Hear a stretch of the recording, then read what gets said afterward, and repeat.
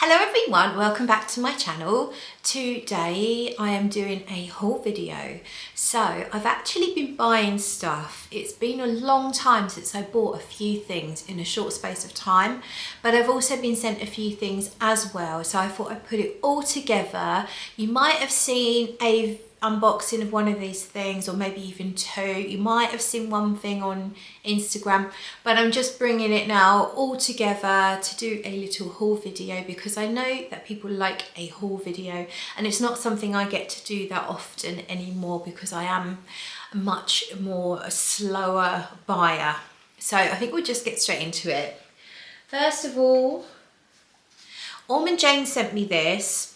They were going to send me Arabesque, which was their latest fragrance. It was a release just before Christmas, or around Christmas time, and for some reason it just didn't happen. There were issues with, I'm not sure, with the shipping, with the logistics. It just didn't happen. And they eventually said they were sending me Arabesque, and instead this arrived. This is called Evernia. So it's a little bit of a mistake, but I was still really curious to try it, because I like the sound of the notes, you see. Yeah, so just looking at the notes now, I know there was a floral in here which I like the sound of. Ormonde Jayne, so this one was released in 2021, so it's been out for a little while. We've got oak moss, cashmeran, pink pepper, orris root, so obviously I love iris, so happy with that note. Black currant, rose, freesia and jasmine. So I really like the sound of it from the notes, and I will now undo the box. So it comes in an outer sleeve. I do like this packaging. It feels luxurious, but it's not over the top. So it's not too big and bulky and crazy. And I like that. So Ormonde Jayne packaging, I really enjoy. I think it looks classy, it looks understated, which really suits the aesthetic of the perfumes, I think. Let me know if you agree. I generally do prefer the less blingier, less crazy bottles. So that is the bottle, Evernia, Ormonde Jayne, and it's an eau de parfum.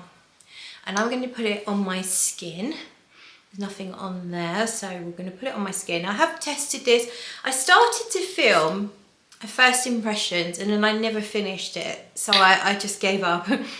So yeah, I do find this a little green, which I wasn't expecting. I know that it has oak moss, but usually, sorry, itchy face, usually oak moss doesn't tend to come out into the fragrance for at least a little while. I don't think it's oak moss I'm smelling in the opening. No, I think it's the blackberry actually. Is it blackberry or, yeah, blackcurrant. It's the blackcurrant, I think, that's giving it this sort of sharp, greeny, yet fruity feel. And I wouldn't say I specifically pick out one of those florals, but I can tell that there's a little mixture of pretty florals in there as well. I would call it a semi-fresh fragrance. It's not like a really vibrant, citrus heavy kind of fragrance, but it's not a very heavy, winter, thick, rich perfume either. So it feels quite springy. I know that when I tested it previously, I got some sort of woody dry down, a little bit like an isoe super sort of mixing in with everything. I do think this opening is really nice. The opening smells really natural, not too bombastic, not really loud, like a walk in, I don't know, I wouldn't say forest, like a walk in the open air, in a garden where it's, you know, there's some fruit trees and some flowers, very, very natural, very light, very airy. Really pretty. I need to test this one more, but that is Evernia from Ormonde Jayne. I have already done a full review, so I won't speak too long on this, because also I believe it sold out pretty quickly, and that is Love for Sale from Francesca Bianchi. Look at the dent. if you have any question that I love this fragrance, I think you just look at that dent, knowing that I've had this only a couple of months. I adore this. Unfortunately, as I say, it's sold out. It was a limited edition. Francesca Bianchi really kindly sent this to me, and I am so grateful. It's unbelievable. When I first sprayed it, I thought, oh, it's quite leathery, but I had to leave. I just sprayed it in the air and then I had to run. And so I thought, oh, it might not be for me. It might be too leathery. And then when I came back to try it properly on my skin, the magic happened, and this is absolutely stunning. It's quite bold when you first spray it. You definitely do get that. You get that leather, that kind of earthy leather, but it's mixed with like pink fruits. I think it's raspberry, pink fruits and rose and aldehydes as well, giving it this really fizzy effect, which is fun. It's really fun and really bold. And then as it softens on your skin, it becomes less leathery and less sort of earthy, much less bold, and it becomes this gorgeous hum, this gorgeous fluffy, sweet, caramelized hum of absolute yumminess, and I adore it. Honestly, very, very tempted to try and find a backup for this because I really love it. So that was Love for Sale from Francesca Bianchi. And there's a lot of rose here. It's so funny because I hadn't really thought about rose too much. I hadn't got into rose for a while. I hadn't bought anything rosy for so long, and now all of a sudden quite a few of these perfumes have a strong noticeable rose. So this one, I might have done an unboxing on this, I'm really not sure. I don't think maybe I didn't do on this one. Black Rose Musk from Juliet. Juliet Rose Perfumes. So she sells on Etsy, and I previously had bought her I'm Dreaming of a Rose. Ugh, oh bugger. It's all going wrong. I previously bought her I'm Dreaming of a Rose, and this featured in my last haul video. So that's that. And again, look at the dent. You know someone loves something when they put a dent like that in just a few months. So yes, I love this. Really strong, really long lasting, quite a bold, really dreamy, violet rose, musky, powdery thing. Anyway, we're not here to talk about that. So also on my wish list from this brand was this Black Rose Musk. I actually smelt the sample of this live on my channel and was blown away by how good it was. And this was really going to be my #1, but then I dreamed of a rose as I wore it. I had to have that one first, and I waited to get Black Rose Musk. So I've only had this a few weeks, I think. Yeah, 2 or 3, probably only 2 weeks. And this one,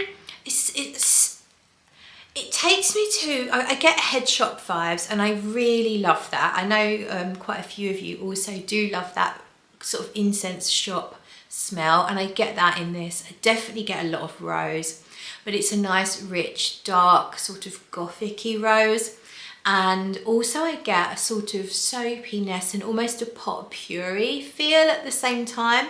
So it's sort of a mixture of genres, like gothic-y, but also kind of clean.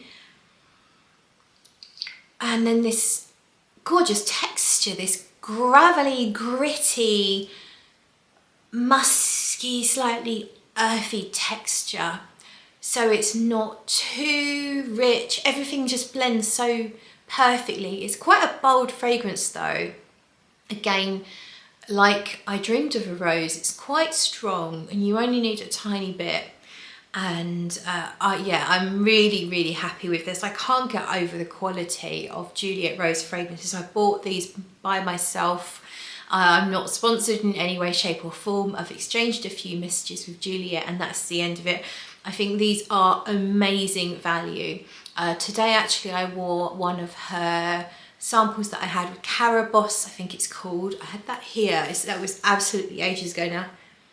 And I feel like I get some of that gritty, musky, earthy texture in the base of Carabosse, But Carabosse to me smells like an aldehydic, wax candles, soapy, aldehyde, musky. I think it's also rose as well.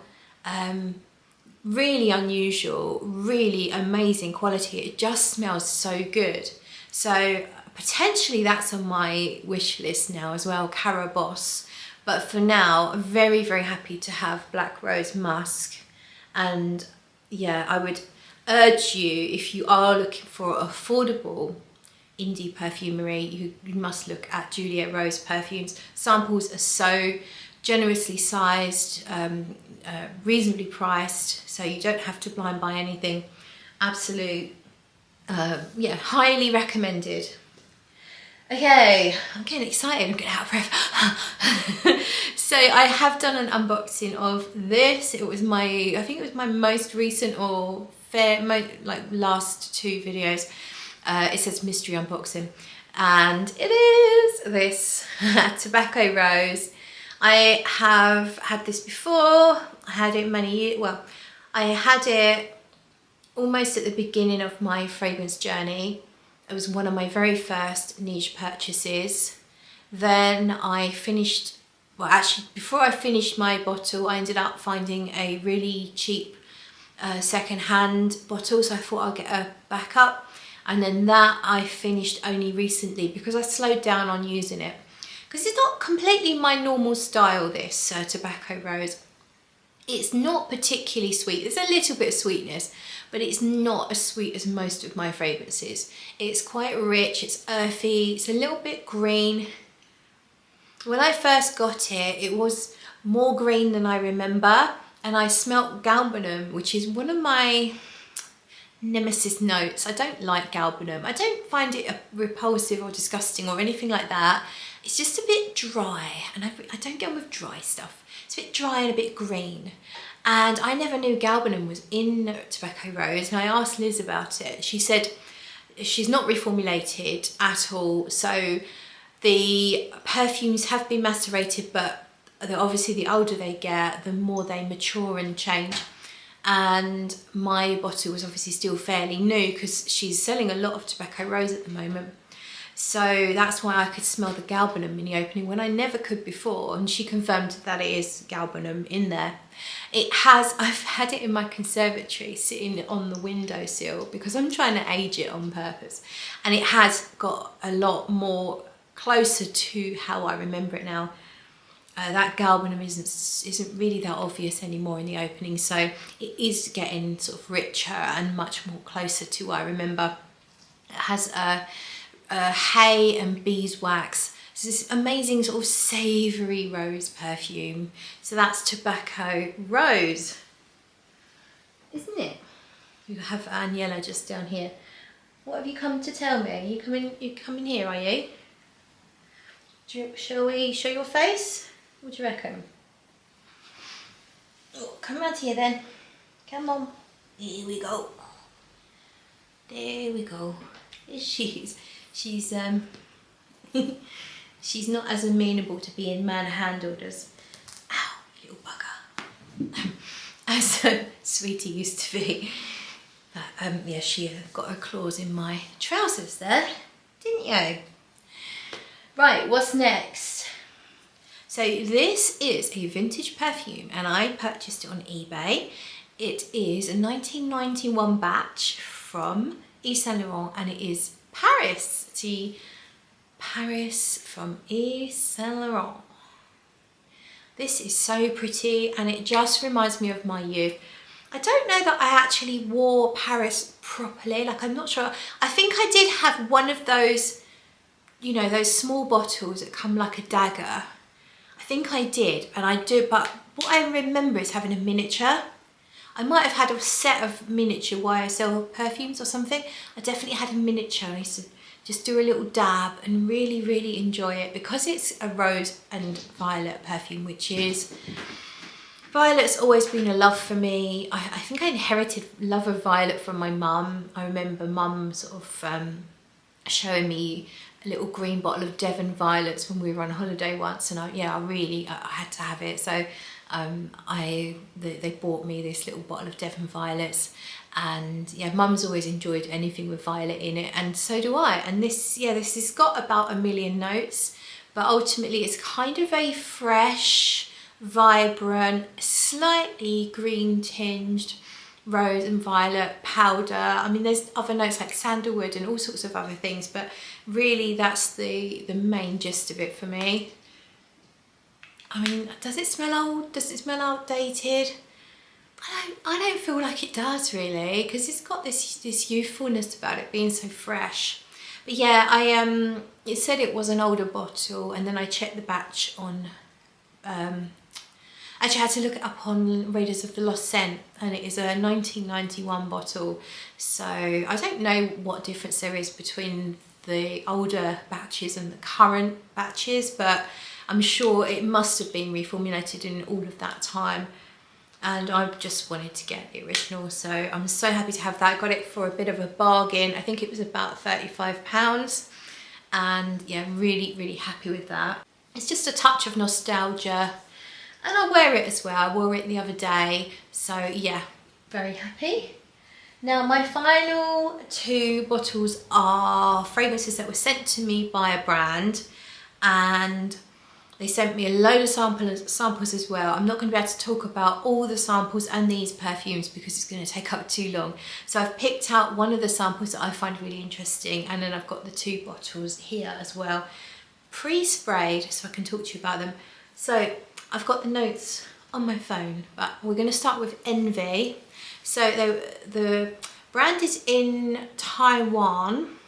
They send the bottle in it's like a is it raffia? No, what's Haitian? Is it Haitian? It's like a thick rough cloth, which is decorated with a wax stamp.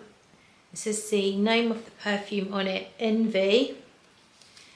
The bottle itself doesn't have the name on it, but their bottles are individually decorated by the perfumer. And so this one has this sort of goldy, all different shades of sort of like gold, bronze. It looks like it's got some gold leaf on it. And then you can see the colour of the juice there. So Envy, let me read you the notes. We have carrot seed, cassie flower, juniper berry, fresh ginger, arnica, clove bud, violet, iris, accord, balsam fir, vetiver, rock rose, amber accord, mimosa absolute, saffron accord, and Mysore sandalwood. So Envy, honestly, all of those notes, I really couldn't put them together. I couldn't pick them out, should I say. I definitely got a powdery irisy thing, which is probably a mixture of that carrot, it was carrot seed, wasn't it? Yeah, probably the carrot seed and the iris, giving it this lovely powdery irisy accord. But it's quite rich. I think the mimosa makes it rich, and I get an almost biscuity, like gingery biscuity kind of feel from it. Yeah, it's quite dense, but there's also a freshness to it. It's very unusual. I don't think this is going to be for everyone. It definitely has a spiciness to it, and almost an orangey vibe. The colour of the juice kind of matches how it smells. It feels kind of orangey ambery. Really unusual, and I think some people will love it, some people will hate it. So I would say for the whole brand, they have a bit of a raw feel about them, and they kind of remind me of some of the Lush perfumes, some of the more out there and the more raw Lush perfumes. But they also give me, they make me think of some of the work of Prin Lomros, but the more, again, the more abstract and the more unusual from Prin, and a brand like January Scent Project. So quite abstract, quite unusual, not for everyone, the opposite of mass appealing. Kind of like a work of art, but would you want to wear it is another matter. So that is Envy. And then the other one I have here is called Pride. And that is this one. So we have some black on top of sort of like a reddy orange colour, and then white down the sides. And then the colour of the juice is very dark, sort of almost blacky green from what I can see through there. So this one's my second favourite of the two bottles. So yeah, Pride. It's quite dry. I think that's why I don't like it so much. So note wise, white pepper, England black Mitcham peppermint, rum, lavender, clementine from Italy, Bulgarian rose tomato, coffee bean, hay violet, Roman chamomile, whiskey, myrrh, amber, fossil, tonka bean, aged patchouli, aged for 10 years plus, musk. Amber fossil here is from a 35 million year old Himalayan fossilized tree resin. It's so rare and exquisite. So we clearly have some amazing materials in here. But for me it's a bit much, and it's quite dry. And it feels like it's got some of those dry, woody molecules in here, maybe just a little more than I can handle. Very unusual fragrance. Definitely dark. For those that really like big, bold, strong perfumes, I think you will enjoy this. But for me, it's a bit too much. So that one is Pride. And then I thought I would just mention my favourite sample of them all, which is called Lust. And I sprayed that, there's the sample. I sprayed that on here. Now the first thing I sort of said to myself when I smelled it was almond. And it doesn't actually have an almond note, but it does have a cherry note. So that, I think usually when you smell cherry, you do smell almond and vice versa.